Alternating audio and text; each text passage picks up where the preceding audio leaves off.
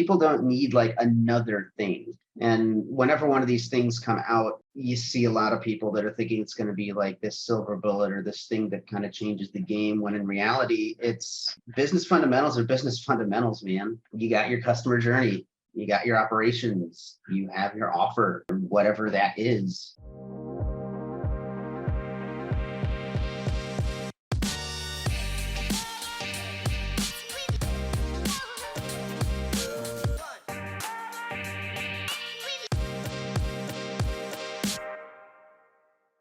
Welcome back. We've got a crowd behind you, Paul. Not that our listeners can see, but certainly our people watching on YouTube can see the excited crowd for the maestro today, Paul Sokol, joining me, mate, from all the way from, you're in Phoenix, aren't you? Yeah.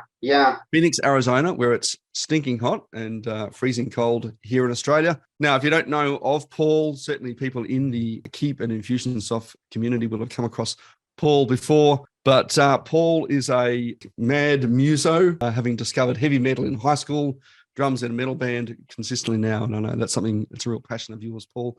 But, mate, I love that you got your start selling dime store candy for 25 cents in middle school. Yeah. And you've kind of taken this really interesting journey through music to discover engineering, sales engineering, process and automation to get to where you are today. But you've had a really interesting journey. First that you dived into sales and marketing after founding your first company. You sold Cutco knives for a little while. You've helped thousands of business owners and leaders. You've written books on sales and marketing. You've sold more than $500,000 in services, probably even more than that right now. You've helped local charities around music and helping people sort of access that sort of creative expression as well. Mate, all around good guy. Thanks for joining the show today. Thanks for that wonderful introduction. I'm blushing, maybe, if you'll show camera. So tell me how you go, right? Tell me, how do we get from, just before we started recording, you mentioned that you've just done the keynote on a stage presenting around automation. How do we go from selling dime store candy, right, to speaking on stage and in front of big audiences? It is a super fun journey if you stop back and think about it. You forget all the stuff that you've done, but basically my family, I was the only child, didn't really have a lot of money. So if I wanted anything, I'd have to figure out how to get it. And so I used to go, my dad would play tennis on Tuesdays and Thursdays. And I grew up in Northport, Florida, which is just like nothing Florida effectively. And they actually built a skate park right like next to the tennis courts. And so I'd go to the skate park when my dad would play tennis. And there was like a Dollar General right around the corner. And they would sell the Fun Dip candies, where it's like a sugar stick, you dip it in the powder and it's fun. They would sell those for a dime, and then also Jolly Rancher sticks for a dime as well. And so I'd go and spend, buy like 10 of them or something, and then go sell them on the bus for a quarter, and go sell them to my classmates in between classes. That's where I first learned about receivables and not giving people credit. Yes, I'll pay you back for that candy. 50 cents. Oh my God, it was so dumb. But at the time, if I could turn a buck into $2.50, great. And then I was a theater kid, was a drama nerd in high school. And so both on stage and off stage. So I'm super comfortable in either of those roles. And then I went to school for electrical engineering at the University of Central Florida. And during that time, I sold Cutco knives. And so I actually learned how to do direct sales before that. That was my first serious foray into business, because I pushed carts in high school and rolled pretzels at the mall, like that kind of stuff. But I pretty much was working as soon as I was legally able to, from the age of 15 to still. Were your parents quite entrepreneurial? Because that's the sort of thing that's almost like desperation. You find this opportunity to create something for yourself, and it becomes almost a habit that you start exercising, isn't it? So I definitely have plenty of business people on both sides of my family. So my grandfather on my mom's side, he owned a mechanic shop and an auto shop for years. He ran the Sears Auto Center of whatever Dyer, Indiana that they would have been in. And then my father on my dad's side was a hairstylist. He was a barber salon guy in Brooklyn, in Sheepshead Bay. He ran his own shop. And so I guess that kind of came down to me. My mom's a nurse, and now she's a nursing professor. My dad is also a musician and also always was dabbling in different kind of things. And yeah, I guess, but it's not like a traditional, like, oh, my dad was like this executive, or like my mom was some business lady. It was more like almost again out of a necessity that I kind of went into this. And same thing in college. Scholarships are great, but they don't feed you every, they'll get your tuition, maybe some books, but you still gotta find a couple $100 to pay for the room you're living in. You gotta eat food and put gas in your car. And so selling knives is really good because you could kind of work when you needed, and it paid really well once you got to a certain point and you were making, I think at the time, after you passed 25 grand in sales, you made 50% commission on everything you sold, which is pretty fantastic. It's If pretty you're handsome going in and for a selling commission. like $800-900 set of knives, Yeah. like that's cool. You just made $400 in an hour. And then We're really talking about the early days of marketing as a oh product, yeah, isn't that's it? crazy. So I mean, I've been around, and when you're around long enough, you see the waves and the different tides of stuff. Like I remember when back in the day, it was guys like Frank Kern and Andy Jenkins and Rich Sheffrin, those old school dudes, and some of them are still around. And guys like Ryan Dice weren't even, they hadn't even hit the scene yet. The new kid on the block, I think, was like Brandon Burchard, and I don't even know what he's doing these days. And so it's funny to see throughout the years how some people stay in the game and some people leave the game, or they'll hit a bunch of success and then they just disappear. And I'm assuming they're just living their lives and doing what they want to do. That's really, yeah, I've seen and done a lot. And then ended up working for Keep for 5 years from 2011 to 2016. Started as a success coach because I was a software coach with Jive Systems. And so it just made, and I knew Infusionsoft because I used it. So it made sense to just go ahead and onboard people. And I did that. And then the second half of that was in the actual product team itself. And that's where I really kind of mastered customer experience design, doing campaigns at scale. Because it's not just making a campaign that works. I released the campaigns in a month. I don't know if you were around during that time, but we did it for like 2.5 years. And yeah, I had to build a campaign model that 1,000 people could download in one day and not blow up support and make them hate me because they already didn't like me, because I was always, and still to this day, I'm always pushing the software to like the limits of like what it can do, even if it wasn't necessarily designed for that, or if it's one of those, why would you ever think to do this? Well, sometimes you just got to find a solution for stuff. And then, Well, I remember yeah, those days because that's when I was running a social media site in 2008. okay, And we had, I think at that stage, even in 2010, we had more users in my hometown where we had our content focus than Facebook did, which was really oh, weird. nice, Two-thirds of the yeah, world's population were on more than 100 times a month. And I know those challenges because we were looking, how do I manage this many relationships? We had thousands, tens of thousands, hundreds of thousands of relationships. I'm like, how do I possibly manage this many relationships? And coming out from, because I came out of IT as well, I was looking at it from an engineering perspective going, well, if I've got a system that helps me manage it, well, then that helps me scale a lot further. And I think about the time you joined Infusionsoft, which is now Keep, as some people know, was about the time I've gone, here is a system that kind of starts to make more sense to me as a product to manage these relationships. And it became much, I think probably about the time you were there was about the time they introduced the visual campaign builder as well, wasn't it? yeah, And actually so that you could visually map and model this customer journey from when someone first discovered you right through to kind of how do they become raving fans. And it became a very easy, you didn't have to sort of put it on a whiteboard or on a bit of paper and then try to translate it or give it to some techie engineer guy to go and build. You could just drag and drop the bits you needed. yeah.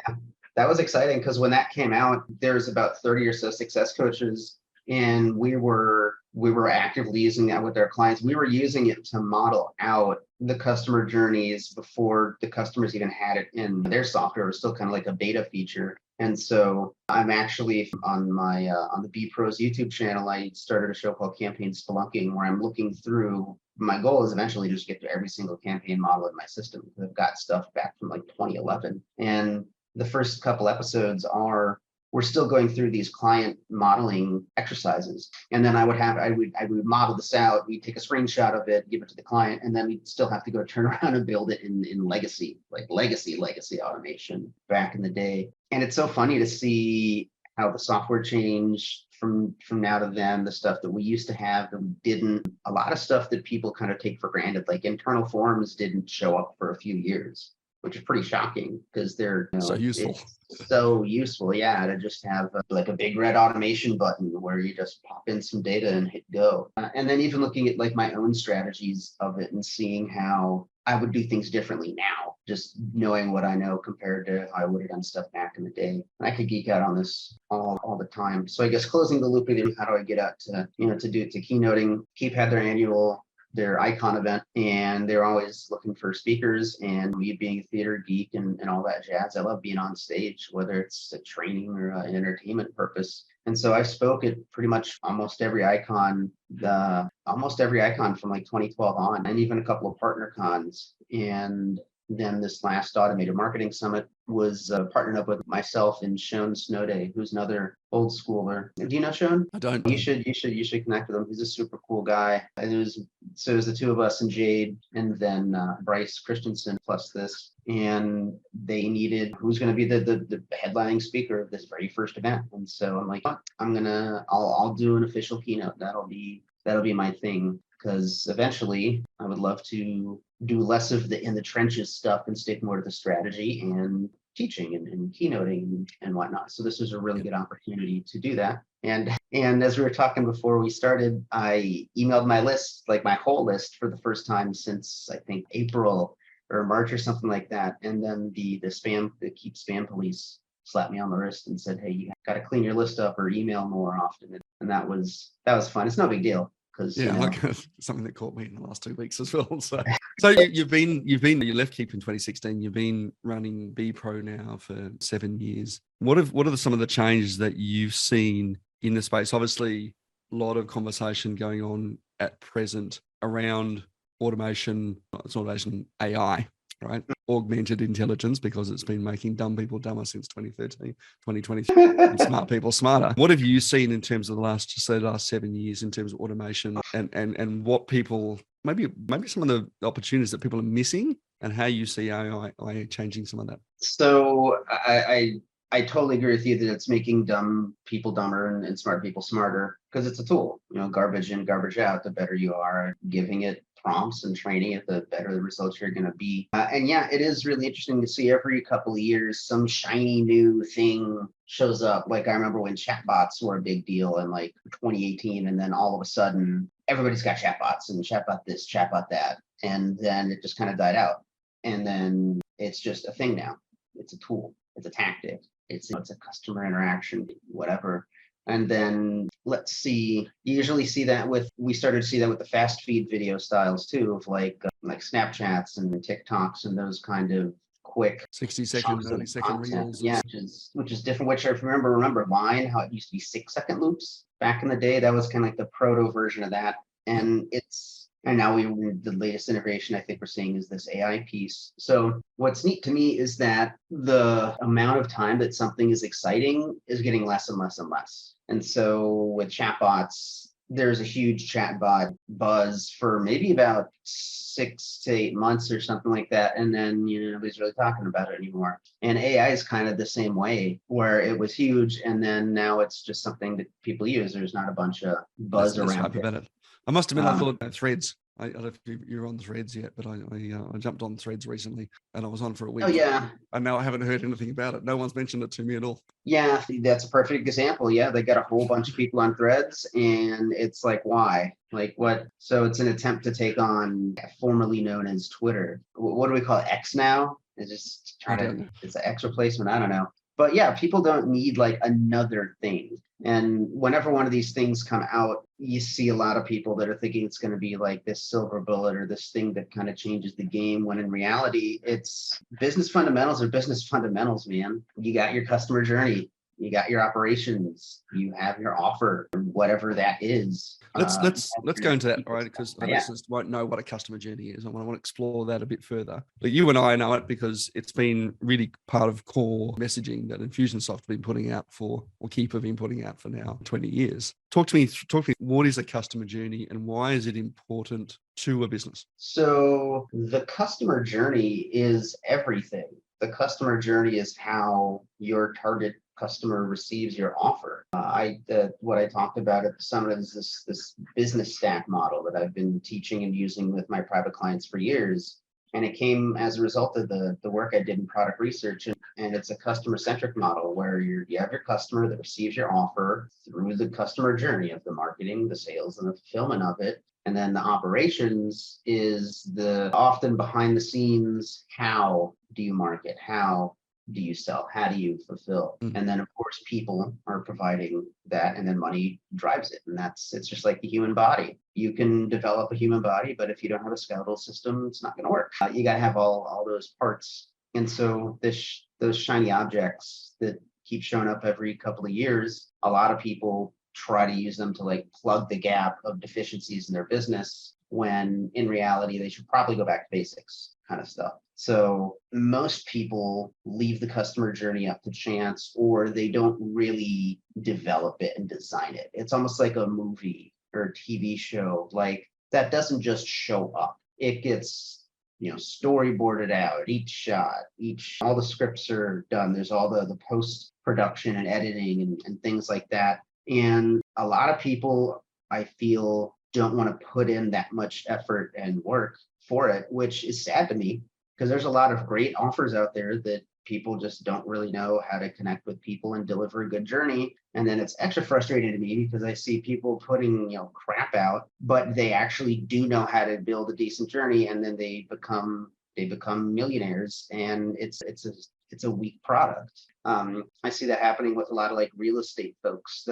They just kind of made a couple of right deals, right place, right time, and they think they're these amazing business people. But if you look under the hood, they're barely hanging together. And it's like, man, if you were to just dial in your journey and get really clear on it, you'd have a viable business. Reminds me of a client that I had, same sort of issue. It actually sent out spoken to someone, it was a web developer, had spoken to a prospect. Prospect was really interested, promised to send over the proposal and pricing, had ostensibly had agreement to go ahead, and then a week went by, and then a second week went by, and the third week went by. It's like the owner's going, maybe I shouldn't send it. He's probably gone and bought from someone else. And then 6 months later, this guy has bumped into the prospect in the supermarket line. And the guy's like, are you ever going to send that proposal over? We do so much to attract attention. I think you've made an absolutely brilliant point about this, architecting this customer journey as part of the fundamental strategy of getting your business right. Where do I find my clients, and where do I want to take them to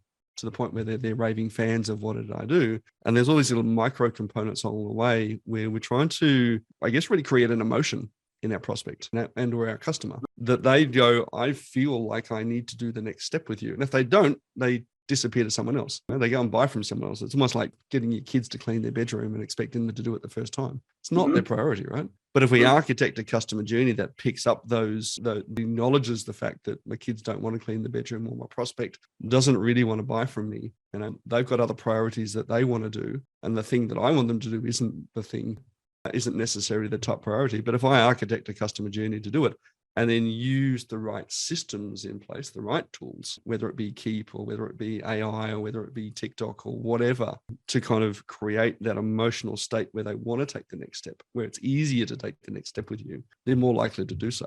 Right? Yeah. And we take away that chance. We take away why is it that my product is better than everybody else's, but I don't seem to be having the same success kind of thinking that happens in the market. Yeah, that's whenever people are like, oh, it sells itself. I'm like, no. Nothing sells itself. You still have to sell it. And if you're afraid to sell, you need to either sack up and sell, or pay somebody else to do it. And that's your ignorance tax. It's really expensive to be ignorant. And I see this all the time, where people either they don't know what they don't know, or they know it and they're not interested in putting in, again, that boring, unsexy, non-revenue generating work. But that's in the short term. In the long term, it's gonna be way more successful by designing it right. The first time I think about its experiences, I think about like theme park rides. And that's a great example of an automated experience. You sit in the whatever, the cart,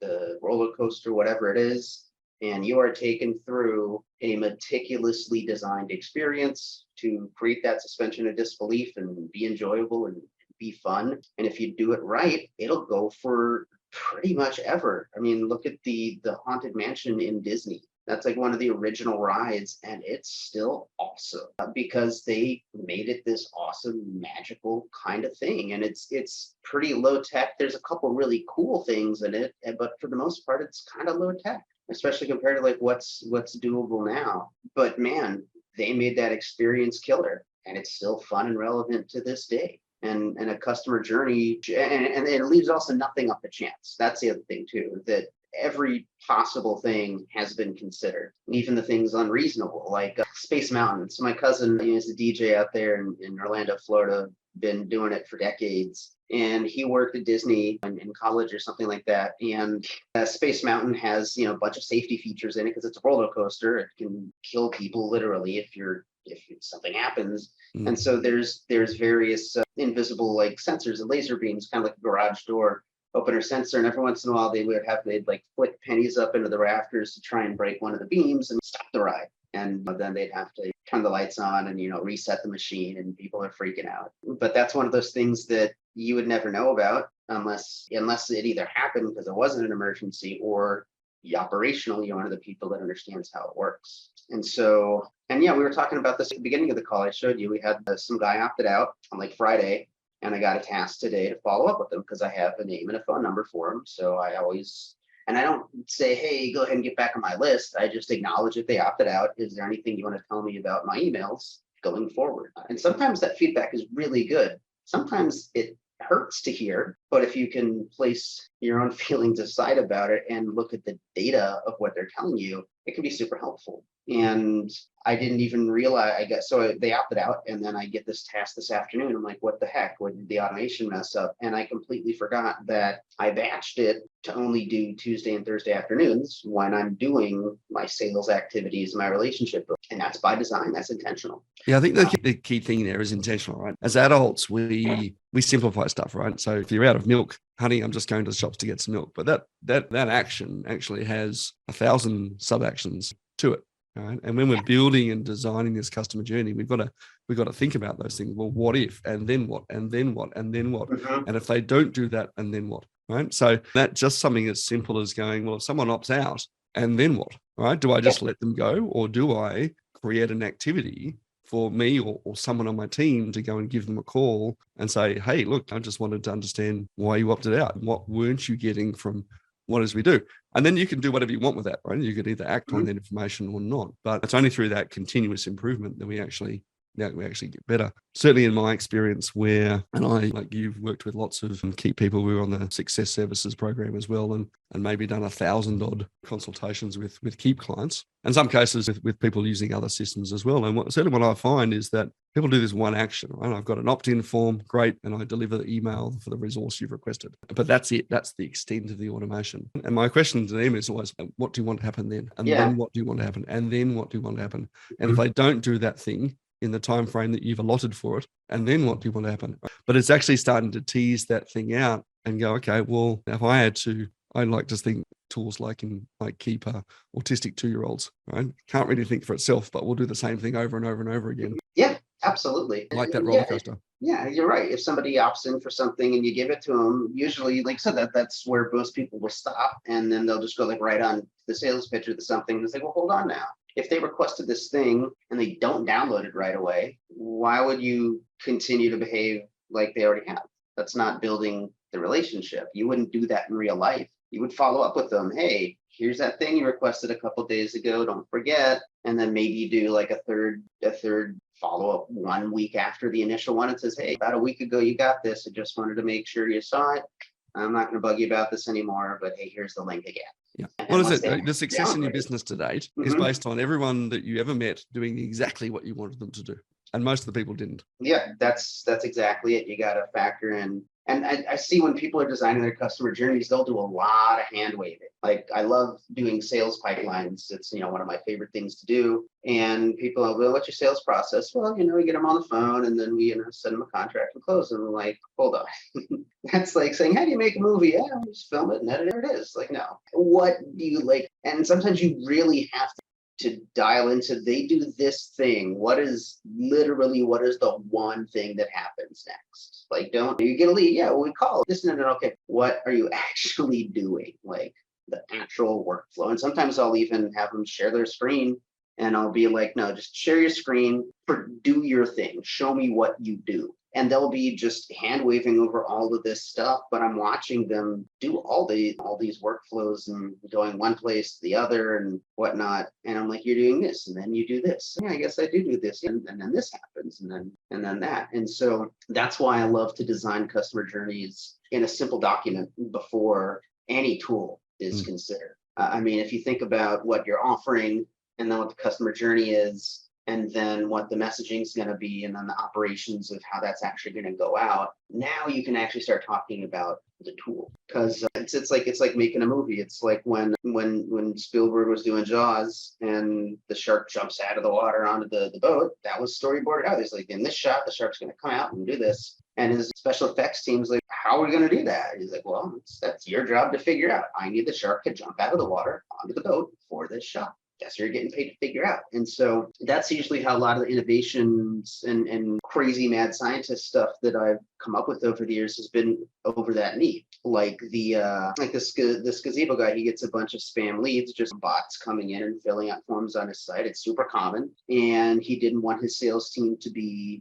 annoyed by that. And so that's the reason why I figured out how to use Keep's API through Zapier, because he just wanted to zap a lead out or post out to Zapier, run a couple of logic checks, because it was a very obvious thing. Either the first name and the last name matched, or the phone number began with a country code that wasn't real. And like, those are the features of the spam leads. Every single one that came in had one of those two features. So we built this app to do that, and then it hits the API and deletes the contact if they are spam. And that's the reason why I figured that out, because that's what we needed.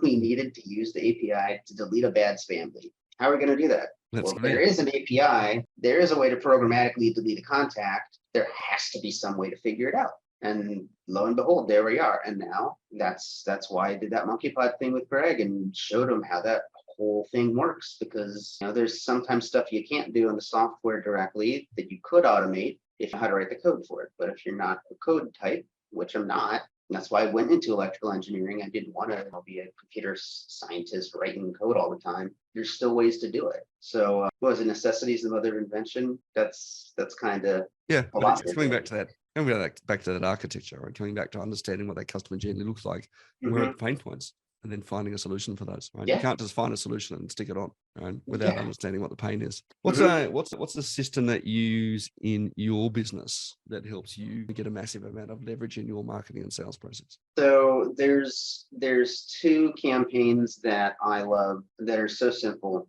And they're great because I'm a firm believer that excellence is a habit, and so your daily habits feed your weekly habits, your monthly, your quarterly, your annual habits. So these are campaigns that they're an annual habit for me now. The first one is it's a classic nurture campaign. So anytime somebody they're still a sales lead, I'm going to follow up with them, but maybe not for a couple of months, or the project's on hold, follow up with me in June, or whatever the case is, right? I've got a series of 9 emails plus 2 for daylight savings time that go out in a year, and then they get put right back into it. And so if somebody is sitting in a long-term nurture stage for years, they're going to just keep getting the same emails from me, but they're not. Because once a year, I go in and I adjust the subject lines and I adjust a little bit of the content. But it's a classic nurture because there's almost no call to action other than, hey, what's going on? How are you? Thinking about you. Hey, it's International Friendship Day.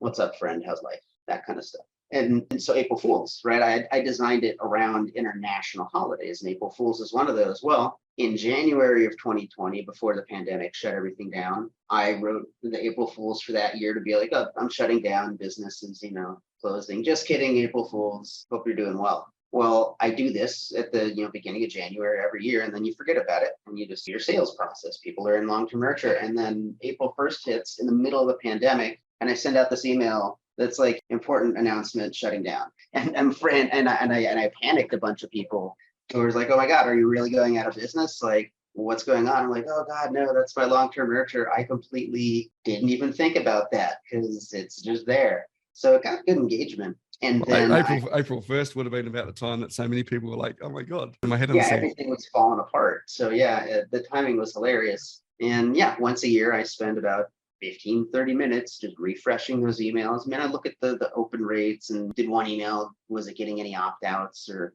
stuff like that, and see if I can figure out maybe what happened with that. But it only takes 15-30 minutes to just spin those up and modify them a little bit. And so that's really good to keep people engaged. And that's absolutely bubbled up clients that I'm trying to reach out with or trying to re-engage them. And they just get the Happy Father's Day email. And they're like, hey, it's good to hear from you, man. Yeah, we're still looking to do this. And then the other campaign is a similar concept, but it's for people that are a paying client. And it's a repeating referral request where there's 2 requests for a referral immediately within like the first 30 days. And then every 180 days, they get another email. Hey, how's it going? What's up? And anybody that may be interested in what we have going on. Good classic direct sales training, right? It's not just close the deal. You got to go get referrals. So you got to go to the next place to sell. And same thing, once a year, I adjust those emails, and those are a little more informational where I will be like, hey, here's a cool blog post or something like that. And so within a year, I've always been able to produce at least 2 pieces of content that I feel are worthy to send out to clients. And that does bring in referrals and keeps me top of mind for people. And they'll get that forever until they opt out or blacklist them. Because sometimes I don't want to work with people and I have a blacklist tag that'll pull them out. And all my lists are checking against that. And I love those campaigns, and I've given them to people before, and it's so simple because it's not any hardcore selling, not anything pushy. That's why I call it a classic nurture, because it's like what sales reps used to do back in the day, like the 50s and whatnot. They'd go around, yeah, hey, what's up, Johnny? And how's the wife and kids? It's Susie. How's the thing working out? Okay, cool, great. Everything good? You need any support? Just being a human. What is it? It's contact management, not just customer management, right? It's how do I manage the people that I know. My wife hates me mentioning this, but I built an automation that sends her flowers. Oh man, we as success coaches, because a lot of us were young dudes at the time, and we would joke about creating like automated dating pipelines, like a white pipeline of different sales stages of like, first date, second date, steady, engage, this kind of stuff, and coming up with just really nefarious copywriting ideas of like when you go on your first date, having an internal form of like, what was the date, where did you go, and like, what's a memorable thing? And then in future emails, you can never forget when we went to Florentino's and the waiter spilled wine all over them. That was hilarious. You're doing great. Or sending voice broadcasts that's like, hey, how's it going? I just wanted to call. Well, I got to call you back later. I'm thinking about you. Bye. Like that kind of stuff. We never did it, but man, it would have worked. Our biggest problem was like, how do we not have the unsubscribe link at the bottom of these emails? Like that's what we're just like, because if that's the only thing that ruins the magic trick, only thing that would ruin the magic trick, if we could somehow just have lots of spaces before subscribe. Yeah, something like that. But you're totally right. I mean, that's what the R in CRM is. It's the customer relationship management. The key one's that relationship, right? We're trying to build relationships with people, and what we're trying to do with automation is really systemize how we build that relationship. As you said, it's just like that roller coaster. I've designed this roller coaster. It starts and finishes at the same point every time. And it does the same thing over and over and over again. And the more we can architect that, the more we can then spend time working on perfecting that roller coaster. Or growing the business with it. So, okay, we've built this roller coaster. Cool. Now let's go ahead and get people into the park. Let's get them selling tickets. We've built this awesome sales pipeline. Great. Let's turn it on and start managing our leads through that. I love it. It's a blast. Man, some absolute value bombs in that. We're going to finish up with a couple of quick questions. And I would love to know, let's do this one. What does your morning routine look like?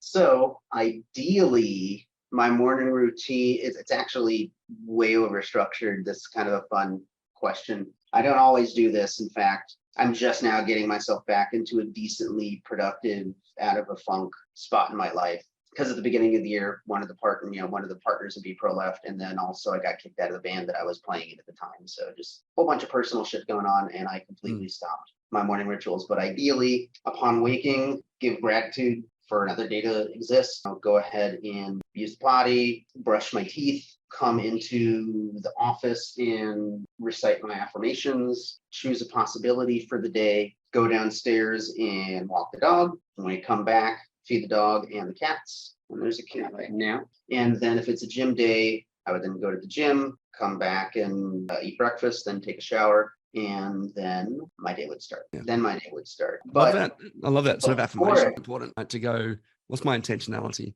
And I think too many people, we sort of just exist unless we set that intentionality for what does success look like, or what is my intentionality for the day. So here's the trick is and again, this is a habit I need to get back into, but planning my day the night before. So at 9 o'clock, I have an alarm that goes off that whatever I'm doing, take 5 minutes, go ahead and plan out your day. And then that way you go to sleep knowing what tomorrow is going to look like. And so like I've got you got our podcast right.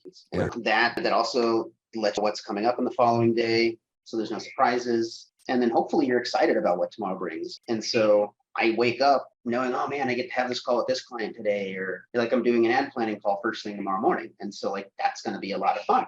Hi, Indy. It is, you guessed. This is Indy, a little Calaby, and she must want something. But that's the morning routine if I do it and if I'm in integrity with that, which I've not been lately, but that's what it should be. Where do you turn when you feel stuck? I turn to the community. So if I'm dealing with something like business-wise that I'm stuck, I'll lean on like the key partner. If it's something a little more intense, there's like certain people in that community that I know are like good at certain things. If I'm dealing with like a personal thing, I'll usually talk to my mom about it, or talk to one of my who I know has dealt with something similar, because I can't do it alone at all, especially not to do what I want to do and leave the mark I want to leave on the world. So whenever or even like just talking to my girlfriend sometimes is really good to just get it out of my head and try and figure it out.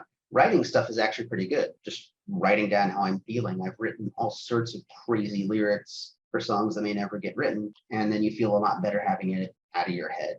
So sometimes it's sometimes it is something where I know that I just have to work it out as me. And so writing is usually a good thing, or like diagramming stuff out, however it makes sense in my head. Yeah, absolutely. I mean, the first thing, just get it out of your head in some form. Writing it, speaking it, talking to someone who can give you perspective.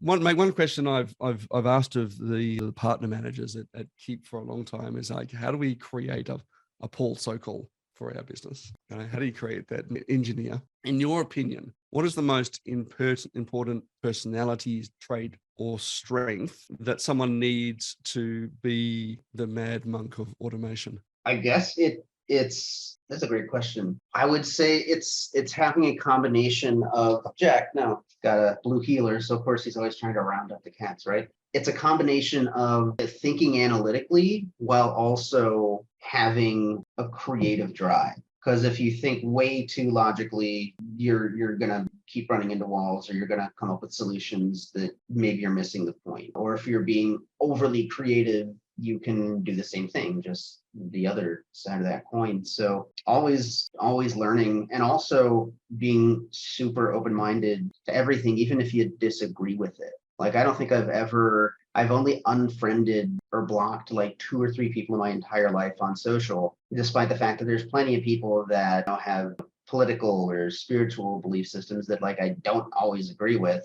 But keeping myself open that those kinds of people exist, and they have theirs and their beliefs around stuff. And also it can come up with good ideas sometimes. Looking and seeing how somebody else operates, maybe it'll give you an idea of how to solve some other problem that you never even considered. Yeah. So I guess not being complacent and being tenacious is a good one too. And that comes through just doing it and being okay with making mistakes and learning from them. And also, So go on, Paul.